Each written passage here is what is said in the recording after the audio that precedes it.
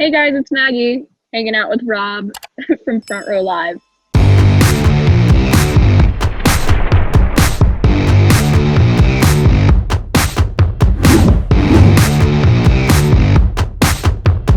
Congratulations with your debut album.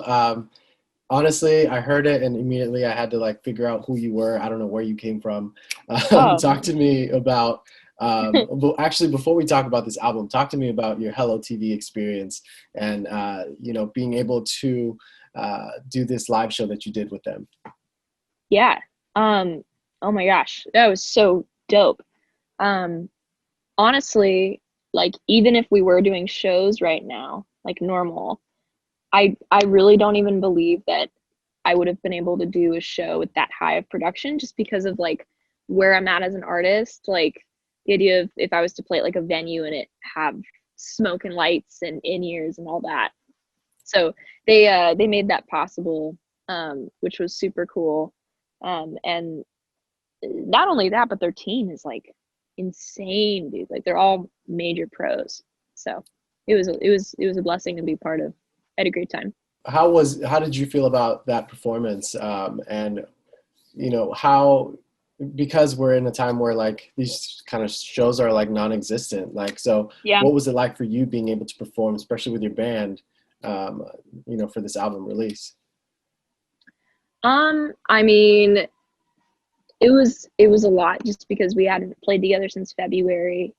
It was my first time like performing since then. So there's a couple things I would do differently. I didn't think it was my greatest vocal performance, but like, I don't really mind as much because I had a great time.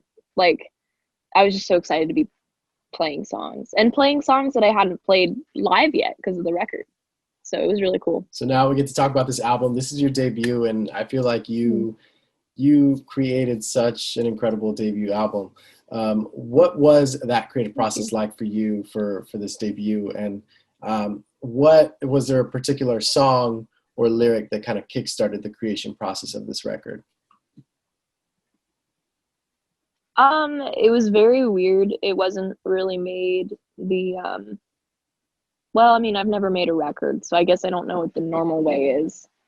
But uh at least in the sense when you think about someone going in and like being like, okay, I'm writing an album, like it wasn't like that. I moved to Nashville and started writing a bunch of music, and then I wrote a song called Swim in October of 2019.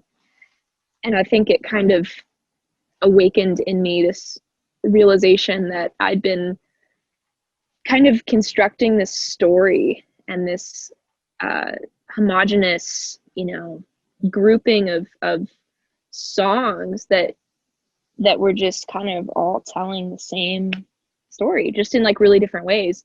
And so it was honestly the lyrics in Swim, which is the title track, the chorus to Swim is.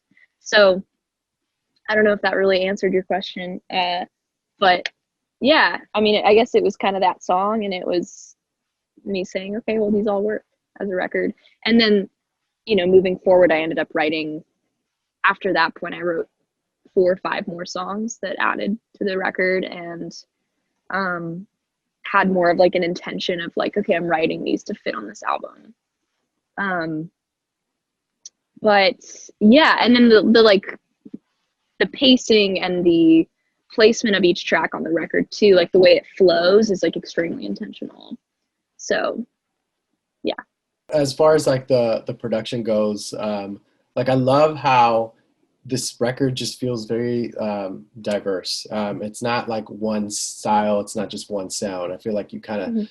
tested the waters with you know different styles of music as well as like your vocals and the way that you sing.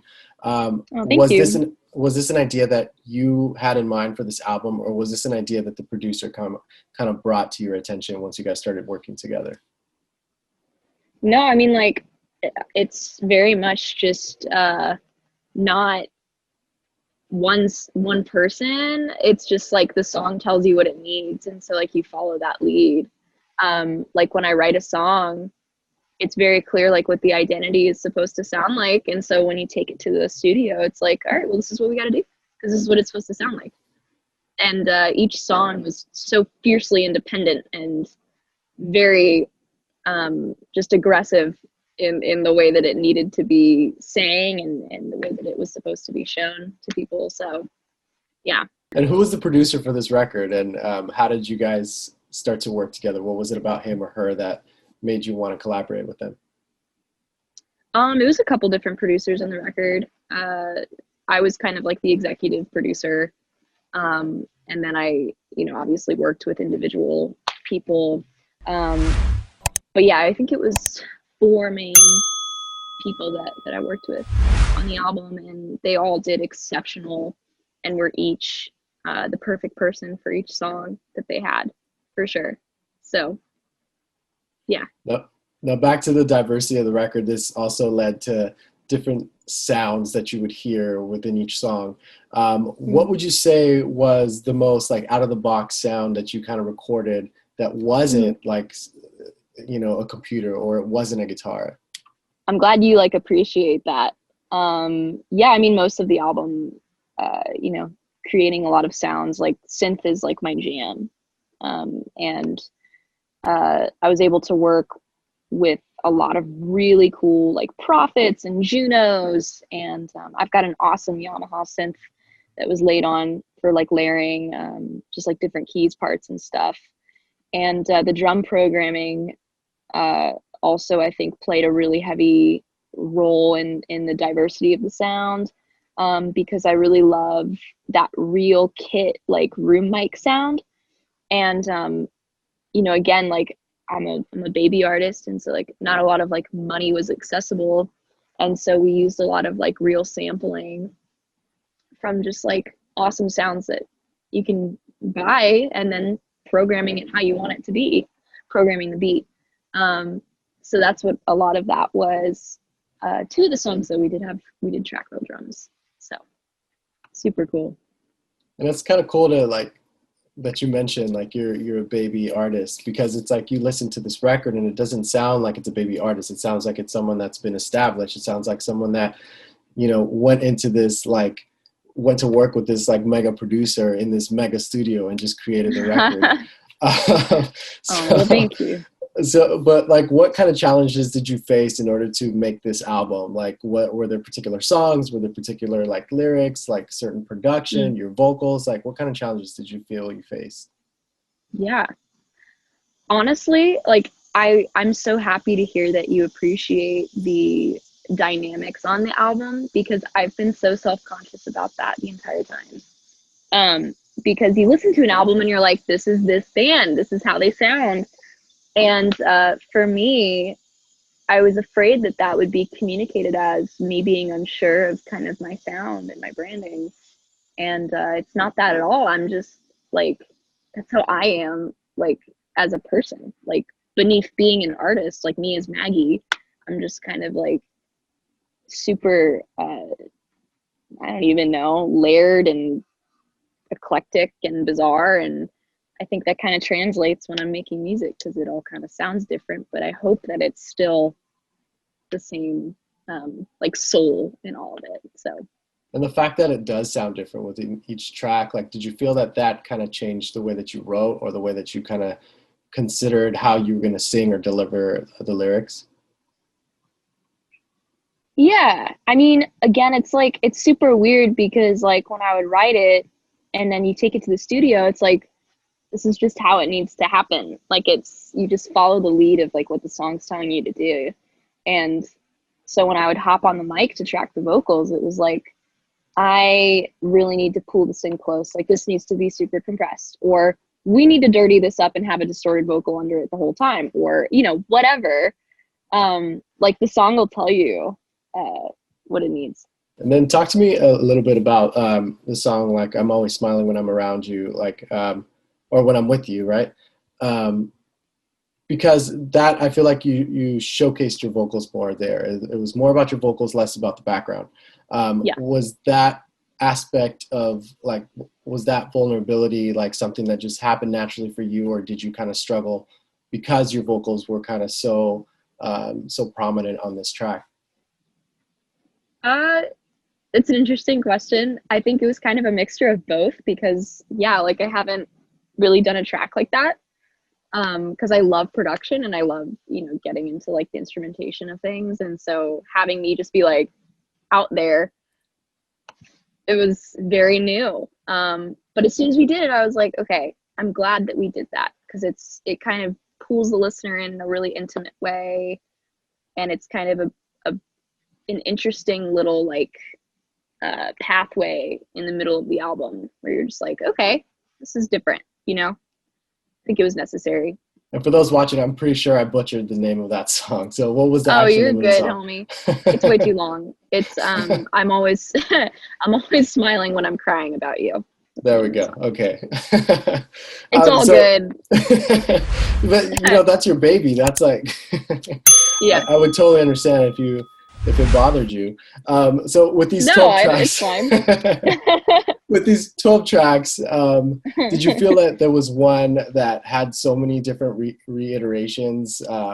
And if so, like, what was it about that specific track that you felt that no matter what you had to go through, it had to be on this record? Oh man. I think Split, probably.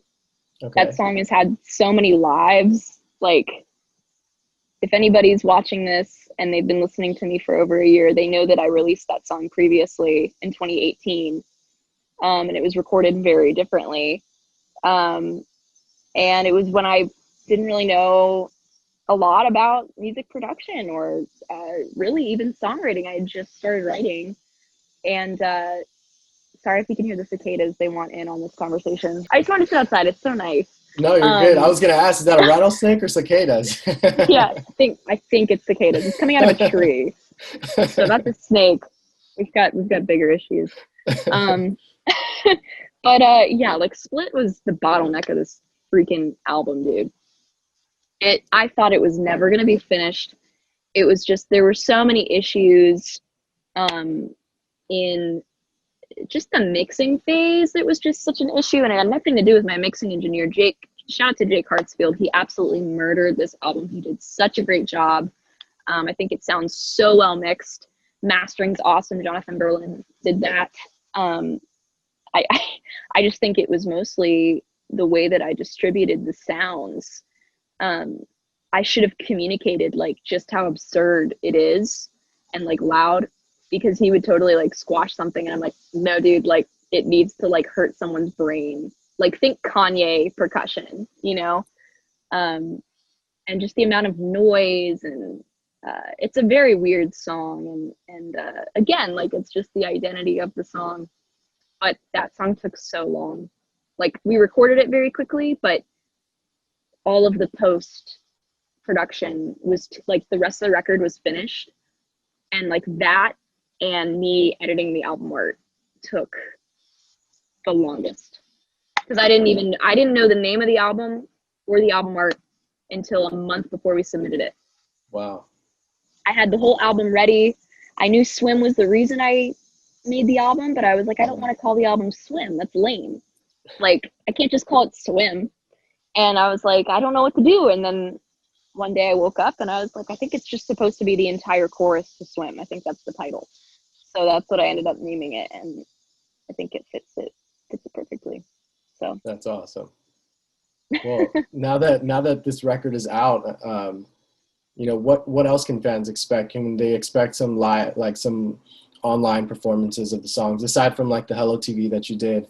But do you see yourself doing some live streams or anything like to kind of include your audience that way?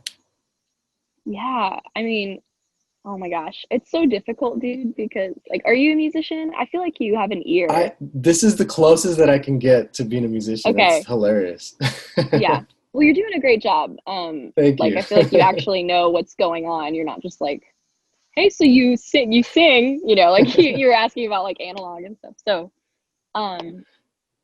yeah, but anyway, like it's so weird because live streams are kind of all we have right now, but I have to try so hard to not be like, okay, this is the worst, because you can't actually see anybody. I have to like use that to my advantage and not be afraid of it. But at the same time, live streams are so dope. Like last night, I hopped on Instagram and just went live for like 45 minutes. And all I did was just, I like played like 3 or 4 songs, kind of stripped back, and then opened the floor up, and people were just like asking questions, and I was just hanging out and just answering people's questions and interacting. And it was so much fun. Like it was super surreal, and it was only like 30 people watching, but they were like legitimately invested in what I was doing, and I was like, this is so cool. So yeah, live streams are really important, and I want to try and do more of that kind of stuff. And lastly, this is also one of the songs on the album, My Motivation Died. How have you been able to kind of keep motivated during these times? Because I feel like because you're stuck in the same place, you might be creative, but at the same time, you get overwhelmed because you feel like you're creating too much. But how have you felt motivated during this time? I mean, previous to like last week, it was just me pressing on to put this out there. That was what motivated me. It was like, all right, we're almost there. This thing that I'm so proud of, but also so horrified of, is going to be available to anybody if they want. And that definitely was like a driver of me waking up in the morning and like just remaining positive and excited about life. But now it's more kind of like, okay, I need to beat that. I need to make music that's even better than what I just put out, because it needs to be a continual like this for me. I have such a fear, because I look at bands or artists that I adore, and like a lot of times the debut, like you look back and you're like, nothing beats their first record. Like, and that's not a bad thing, but I also just, I don't want that. I want it to be like anytime I put out a project, it's like it gets better. And I don't even mean like culturally speaking. I mean just like for me, like it being more grown and more vulnerable and pushing the envelope more and more. So anyway, I want to challenge myself and give fans what the best thing that I can. So Amazing. I'm looking forward to that. So I'm definitely a new fan. And thank you. I didn't know you existed up until last week when you dropped the record. So That's so congratulations cool. once again. Thank you. Thank you. And thank you again for taking the time. Thanks for the interview. This was great.